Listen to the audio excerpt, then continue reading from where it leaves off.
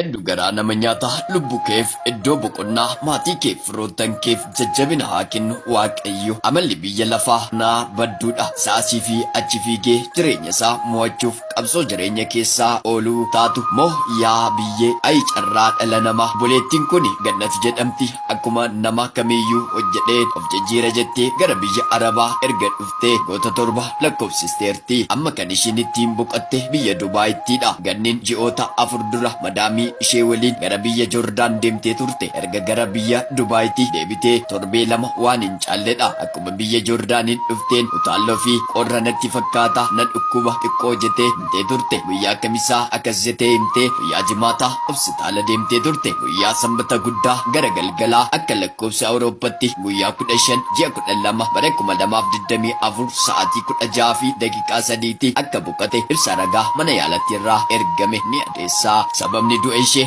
akkuma armaan olitti caqasamuuf yaale kunoo dhukkuba sombaa orgaanismii hin ibsamne hafuura baafachuu dadhabuun akka ta'e ragaan mana yaalattiin nuuf kenname adda baheera. Mee amma kana maal jedhu harmeen gammachuu fi faara tolaadhaan dhala ishee naaf galti jettee wiin eeggattu akkas taate madda sammuu maatii keessaa hin baanedha. Sanuu kichuuti garaa nama nyaata hin dadhabde malee ni dafqite malee ni hojjette malee otoo ittiin boqatin gara abbaa ishee isa waaqarraa deemte. Asisila boqonnaan hin jiru mirga abbaa keetti bara baraan boqadhu giiftii koo maaf akkas ta'e carraan kee garuu Waaqayyo maatii firoottan fi hiriyoota kee jajjabina haa kennu. Amsa koo ijoollee biyya bakkee jiraniif hundumaaf namoonni hojiif biyya hambaa jirtan bilis of eeggannoo ofiif godhaa. Yoo jiraatan yoo fayyaa qabaatan jireenya isaa itti aanu jiraachuu dandeessu waan ta'eef of eeggadhaa of hin gatinaa. Waaqayyo tiksee gaarii fi amanamaa siniif haa ta'u. Hiriyoota keessaniif hundumaaf akka of eeggataniif ergaa kana biraaf nuuf gahaa waan nu dhaggeeffataniif kabajamaa ana obboleessa keessaniif